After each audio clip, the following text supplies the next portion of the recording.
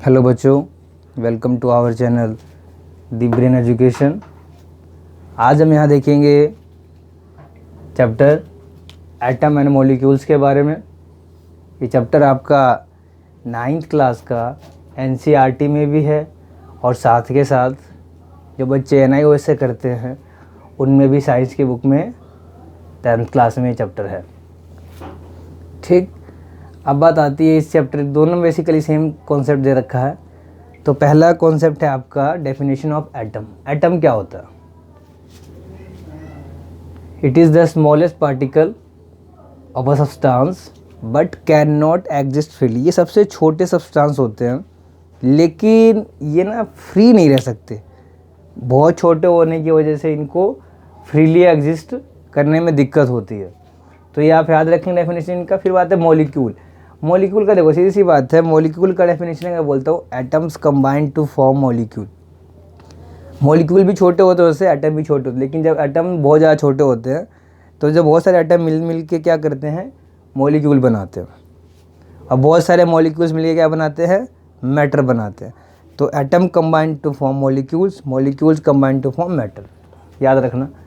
अब यहाँ इस चैप्टर में लॉ ऑफ केमिकल कॉम्बिनेशंस हैं, मतलब इसमें कुछ लॉज हैं जो हमारी हेल्प करेगा अपने चैप्टर को आगे समझने में।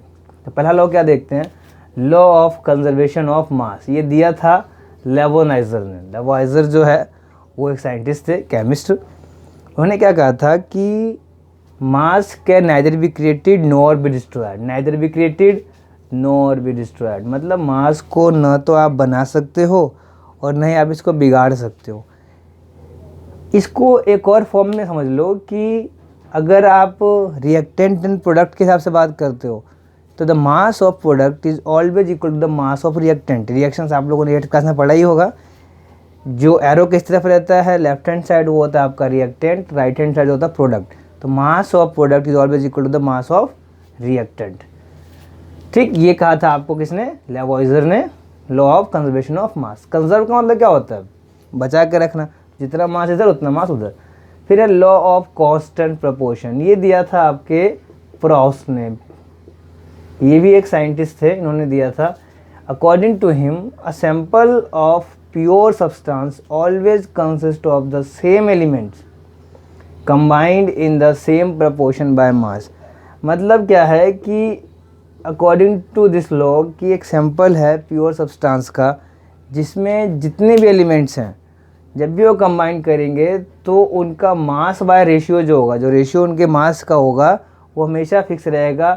कांस्टेंट का मतलब क्या होता है, फिक्स्ड। प्रोपोर्शन मतलब रेशियो, उनका रेशियो हमेशा फिक्स रहेगा। फॉर एग्जांपल अगर मैं H2O में मास रेशियो की बात करता हूँ, हाइड्रोजन इज टू ऑक्सीजन का, तो इसका हमेशा होता है 1:8। ये बिल्कुल फिक्स है 1:8, ये कभी चेंज नहीं होता। तो यही क्या, इसी को कहते हैं law of constant proportion. Law of definite proportion भी कहीं कहा जाता है। तो आप इन दोनों का नाम सेम याद रखिएगा, प्रोस्ट ने दिया था। फिर एक और साइंटिस्ट आए, Dalton.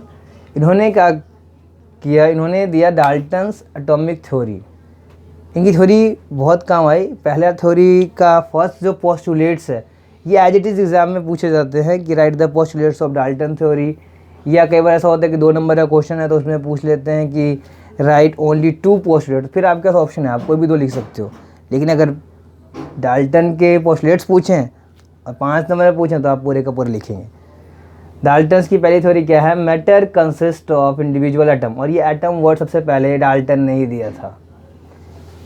All the atoms of a given chemical element, मतलब एक एलिमेंट के जितने भी एटम होते हैं सबके सब क्या होते हैं, आइडेंटिकल होते हैं, बिल्कुल सेम होते हैं, कोई चेंज नहीं होता।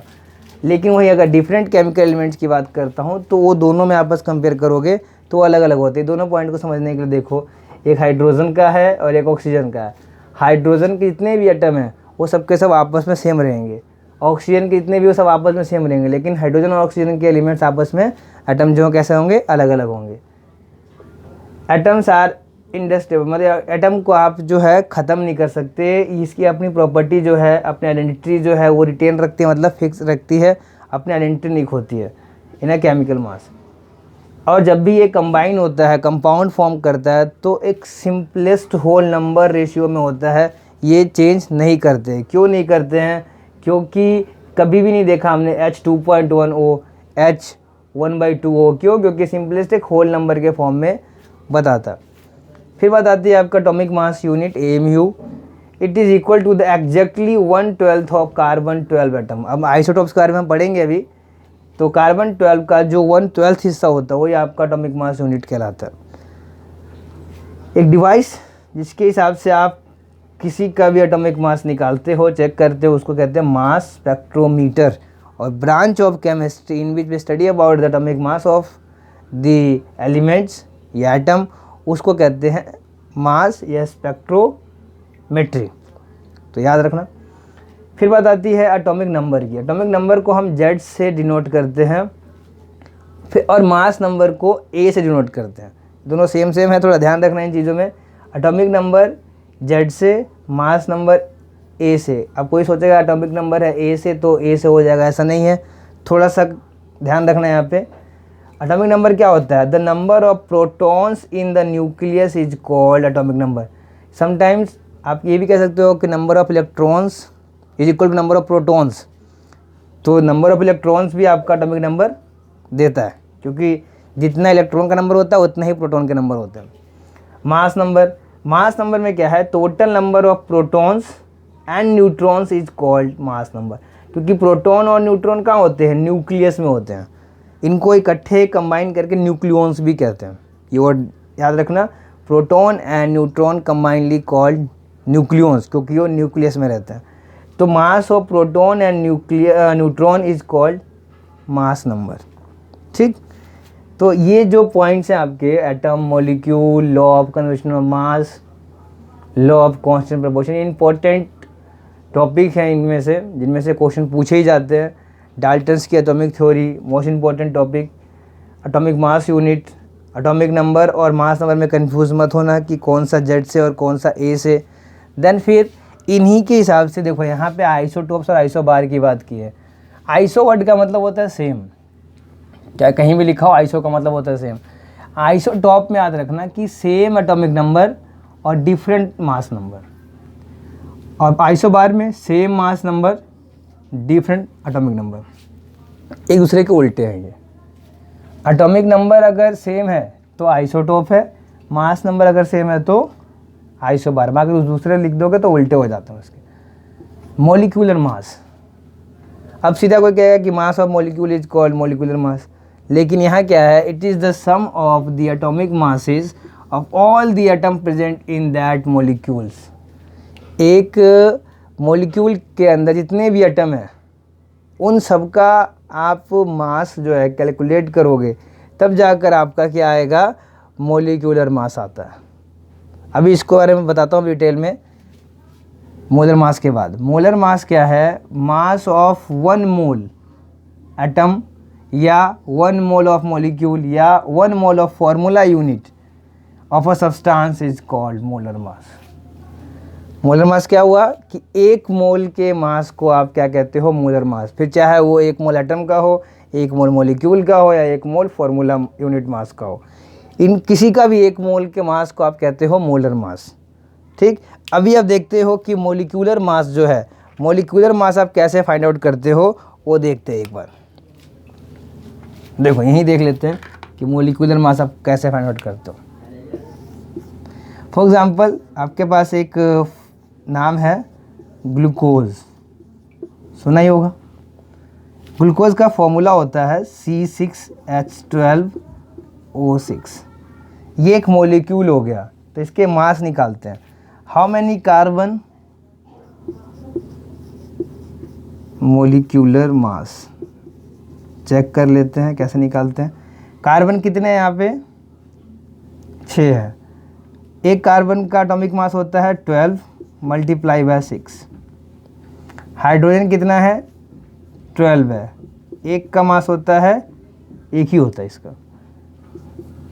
ऑक्सीजन कितने हैं? 6 है, और एक का मास होता है 16। यहाँ एटॉमिक नंबर मत देना कि ऑक्सीजन का 8 होता है।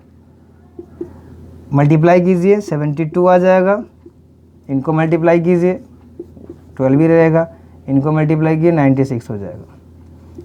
इनको ऐड कर देते हैं। देखो 90 और 10 कितना हो गया 100, और ये सब मिला जुला के कितने हो गए 10 और ये 70, तो 170 तो पहले और 10 ये, तो 180 यू। पहले जो है AMU लिखते थे, लेकिन अब जो है उसकी जगह U लिखते हैं, और U का मतलब होता है यूनिफाइड मास। पहले लिखते थे, ऐसे ये आंसर आया तो 180 AMU लिखते थे पहले, इसका मतलब 180 एटॉमिक मास यूनिट, लेकिन अब जो है लिखते हैं 180 U स्टैंड्स फॉर यूनिफाइड मास। तो यहाँ तक जो टॉपिक हम लोगों ने किया इसका सिर्फ पार्ट 1 था। पार्ट 2 में हम इसके बाकी टॉपिक्स के बारे में देखेंगे, किस तरीके से आप बाकी टॉपिक्स को याद कैसे करोगे। तब तक आप इनको एक बार रिवाइज कीजिए, और स्पेशली आपका ये मोलर मास तो है और डाल्टन की थ्योरी है और ये लॉज हैं, और तब तक इनको रिवीजन कीजिए। Please like, subscribe and share my channel the brain education.